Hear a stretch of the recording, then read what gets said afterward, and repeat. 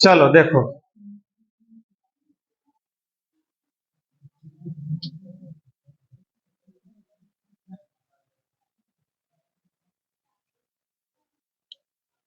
देखो जी,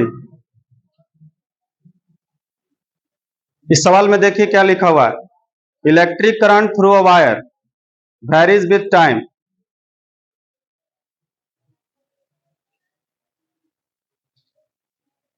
देखो ऐसे करंट दिया हुआ है, अभी इसके जैसा हम लोग सवाल किए थे अभी तुरंत, है ना, बस वही है, ज्यादा इसमें टेंशन नहीं लेना है।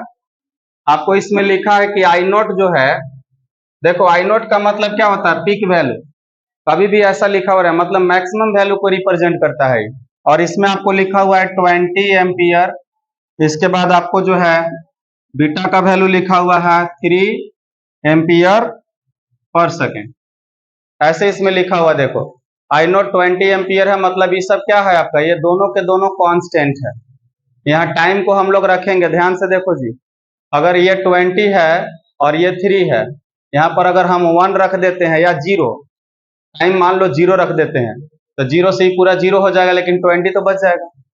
तो जब समय हमारा 0 सेकेंड रहेगा तो करंट हमारा कितना रहेगा, 20 एम्पियर। ये मैक्सिमम करंट को रिप्रेजेंट कर रहा है, मतलब पीक वैल्यू जो इसमें आएगा 0 पे।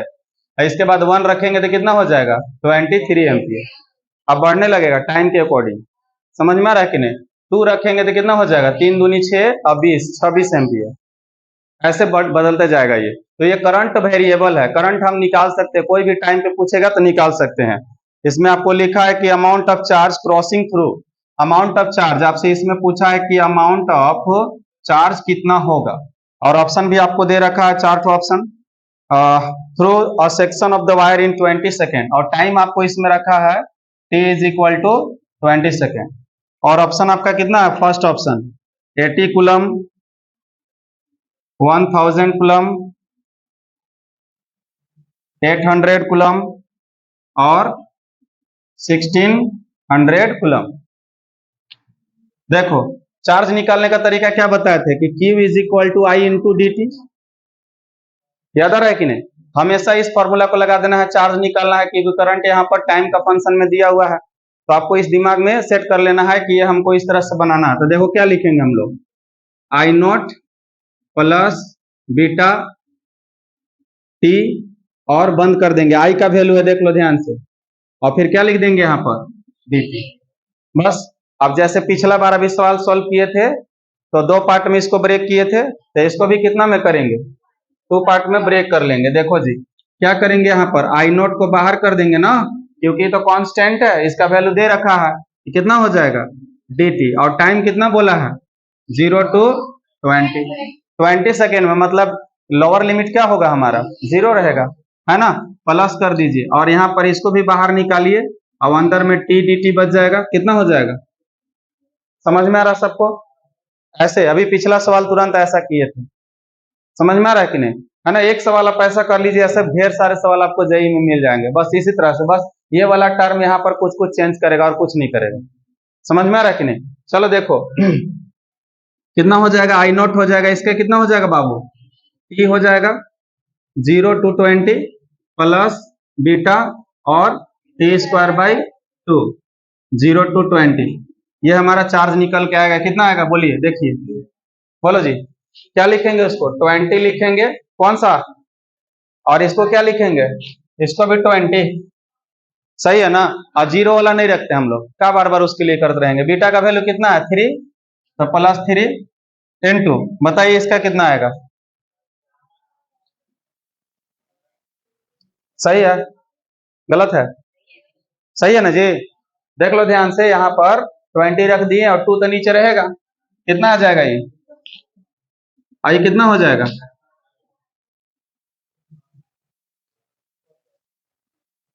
कितना आ जाएगा, और लास्ट में क्या लिखेंगे, कूलम। समझ में आ रहा, तो इस तरीका से हम लोग इसको सॉल्व करेंगे। एक और ऐसे ही आपको सवाल हम बता रहे हैं, जनरल टाइप का है वो। देखो जैसे करंट क्या है, करंट आपको ऐसे रखा है, ध्यान से देखो, 80 प्लस 80 माइनस बीटी स्क्वायर, ऐसे आपको दे रखा है, ऐसे 80 माइनस BT स्क्वायर, ऐसे समझ में आ रहा है। आपसे बोलेगा कि find time at which I equal to 0, है ना, ऐसे सवाल दे रखा है। एक छोटा सा सवाल है, बहुत इंपॉर्टेंट सवाल है, देख लो, है ना। तो क्या लिखा है कि करंट ऐसे आपको दे रखा है, अब बोला कि find time at which current is equal to 0, मतलब वह समय बताइए जब आपका करंट क्या हो जाए, 0 हो जाए। तो करंट 0 हो जाए तो कुछ नहीं करेंगे हम लोग, इसको देखो DI बटा DT करेंगे, क्योंकि इधर टाइम के रिस्पेक्ट में रखा हुआ, टाइम के अकॉर्डिंग फंक्शन चेंज हो रहा है, और इसको हम लोग कितना कर देंगे, 0 कर देंगे, क्योंकि उसने बोला है। समझ में आ रहा है कि नहीं। अब देखो क्या करेंगे, इसको DI का वैल्यू कितना है, 80 माइनस BT स्क्वायर बटा DT इक्वल टू 0। अब बताइए क्या होगा इसका, समझ में आ रहा है। यहाँ पर ये बच जाएगा, अरे DT बाई DT का क्या आंसर होता है 1, फिर माइनस लग जाएगा, और इसका कितना 2BT इक्वल टू 0। इस समझ में आया, इसका डिफरेंशिएशन आया समझ में। इसका डिफरेंशिएशन क्या हो गया, B बाहर आ जाएगा और DT स्क्वायर बटा DT का 2T हो जाएगा। अब बताइए इसको हम लोग ऐसे लिख सकते हैं 2BT, समझ में आ रहा है कि नहीं। और यहां से T निकालेंगे तो कितना आ जाएगा, A बटा 2B, तो ये टाइम हमारा हो जाएगा, और यही क्या होगा हमारा आंसर। समझ में आ रहा था, ऐसा भी सवाल रहता है, कभी कभी आपको ऐसा सवाल देखने के लिए मिल जाएगा। मतलब इसमें खुद बोल रखा है आपको कि करंट क्या हो गया है, 0, तो करंट 0 हो गया, टाइम के रेस्पेक्ट में चेंज हो रहा, तो इसका डिफरेंशिएशन कर देंगे। मैक्सिमम और मिनिमम निकालने का फॉर्मूला होता है डिफरेंशिएशन, जिसमें कि 0 आ जाएगा। समझ में आया, ठीक है।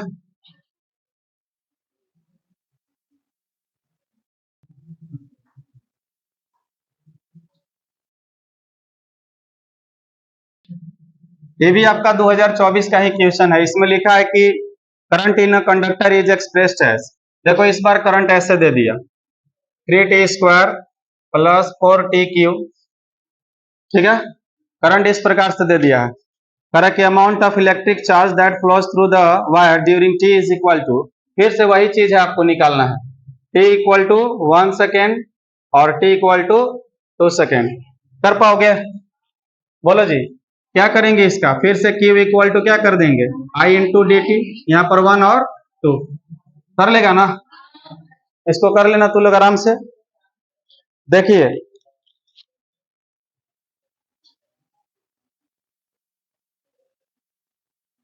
2021 का करंट के ऊपर जो सवाल एक और है, देख लो कितना लिखा हुआ, I इक्वल टू इसमें लिखा है alpha naught T plus beta T square. अब अल्फा नॉट का वैल्यू देखिए, अल्फा नॉट का जो वैल्यू है 20 एम्पियर पर सेकेंड, और बीटा का वैल्यू है 8 ampere per second square. Find the charge, इसमें भी क्या पूछा, find the charge through the wire in 15 second. फिर से आपसे यहाँ पर बोला है कि आपको क्यों निकालना है, और टाइम आपके कितना रख दिया है 15 सेकेंड। ऐसे सवाल कर सकते हो ना, कोई दिक्कत। इसको भी क्या कर देंगे, इंटीग्रेट कर देंगे, कितना 0 टू 15, और कितना लिखेंगे बाबू, alpha naught T plus beta T square into DT। समझ में आ रहा है, इसको इंटीग्रेट कर लेना। अल्फा और बीटा का वैल्यू तो हमको डायरेक्ट दे रखा है, तो ऐसे इंटीग्रेशन आप पहले भी पढ़ चुके हो, ऐसे वाले इंटीग्रेशन, कितना वाला T प्लस T स्क्वायर और यहाँ पर DT, ऐसे इंटीग्रेशन सिंपल वाला। इसको हम लोग क्या करते हैं, याद है ना, T DT प्लस कितना T स्क्वायर DT। तो करंट का ये टॉपिक खत्म हो गया पूरी तरह से, और अगला जो टॉपिक होगा करंट डेंसिटी पढ़ेंगे हम लोग ना, करंट डेंसिटी और ड्रिफ्ट वेलोसिटी वगैरह पढ़ेंगे। तो करंट डेंसिटी भी बहुत तगड़ा टॉपिक है IC लेवल में, और आपके बुक में भी थोड़ा सा दिया है, ज्यादा नहीं दिया है, फिर भी पढ़ाया जाएगा।